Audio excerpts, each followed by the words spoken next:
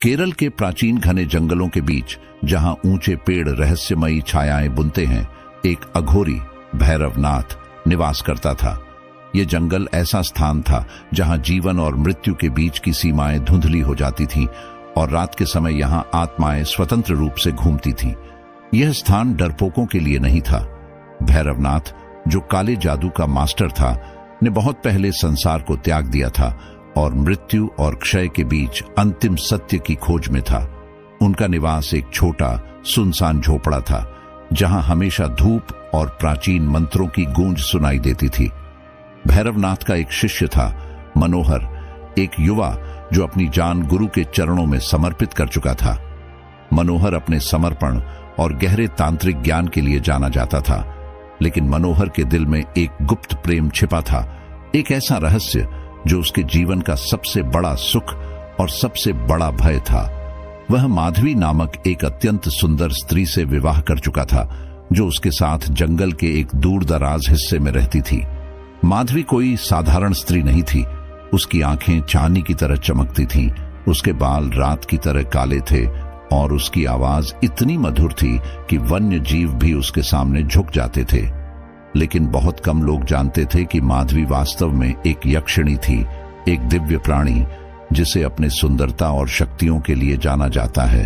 मनोहर ने उसे एक तांत्रिक अनुष्ठान के दौरान देखा था और उसका हृदय उसकी पवित्रता और प्रेम की गहराई से आकर्षित हो गया। उनका प्रेम इतना गहरा था कि उन्होंने इसे दुनिया से छिपा कर रखा, विशेष रूप से भैरवनाथ से। भैरवनाथ, जो अपनी शक्ति और ज्ञान के लिए जाना जाता था, जंगल की अज्ञात शक्तियों के प्रभाव से अछूता नहीं था। एक शाम जब वह एक प्राचीन वट वृक्ष के नीचे ध्यान मग्न था, उसे एक प्रबल उपस्थिति का अनुभव हुआ। उसने आंखें खोली और देखा कि दूर माधवी जंगल में चल रही थी। उसकी उपस्थिति ने भैरवनाथ को स्तब्ध कर दिया। उसकी आंखें माधवी के हर कदम पर लगी थीं और उसके दिल में एक वासनापूर्ण इच्छा उत्पन्न हो गई, एक ऐसी इच्छा जो पापपूर्ण थी, लेकिन उसकी आत्मा को मोहित कर चुकी थी। दिन बीतते गए और भैरवनाथ खुद को और अधिक विचलित महसूस करने लगा। उसका मन, जो पहले अनुशासन में था, अब केवल माधवी के विचारों में उलझा हुआ था।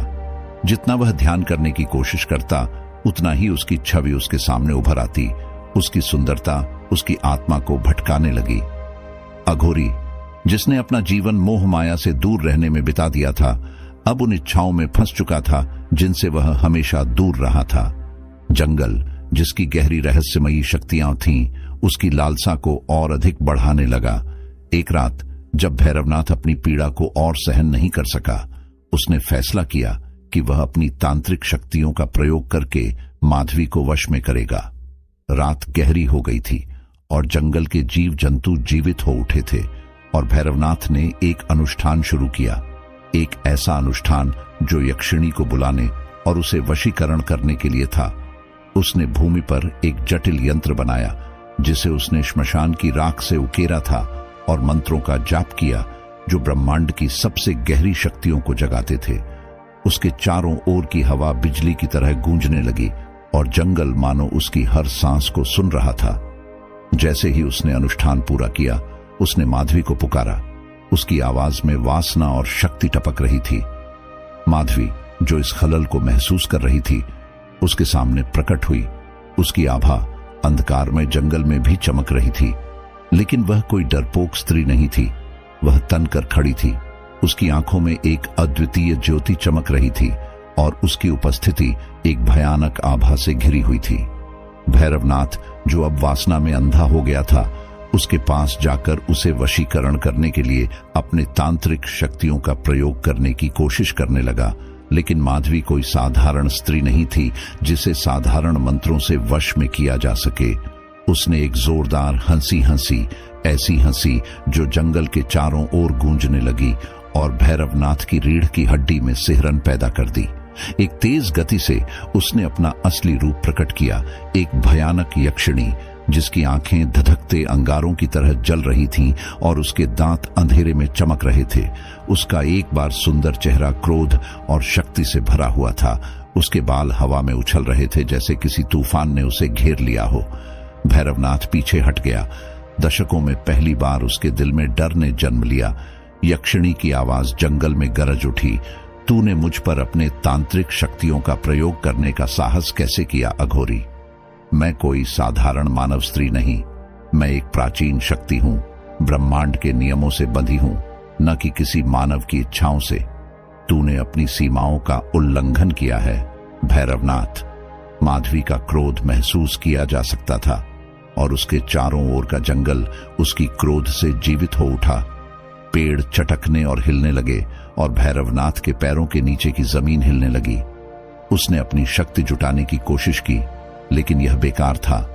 उसके मंत्र उसके मुंह में ही राख बन गए और उसके यंत्र धूल में बदल गए। यक्षिणी ने अपना हाथ उठाया और एक ऊर्जा की लहर भैरवनाथ की ओर बढ़ी, उसे एक चमकती रोशनी में घेर लिया। तेरे अहंकार और वासना की सजा तुझे मिलेगी, उसने घोषणा की। मैं तुझसे तेरी सारी शक्ति, ज्ञान और समझ छीन रही हूं। अब तू इस जंगल में एक पागल आदमी की तरह भटकेगा, हमेशा उन इच्छाओं से परेशान रहेगा जिन्हें तू पूरा नहीं कर सका। इन शब्दों के साथ माधवी का शाप भैरवनाथ पर चढ़ गया। उसने अपनी शक्तियों को छीनते हुए महसूस किया। उसकी आत्मा से उसका आध्यात्मिक संबंध टूट गया।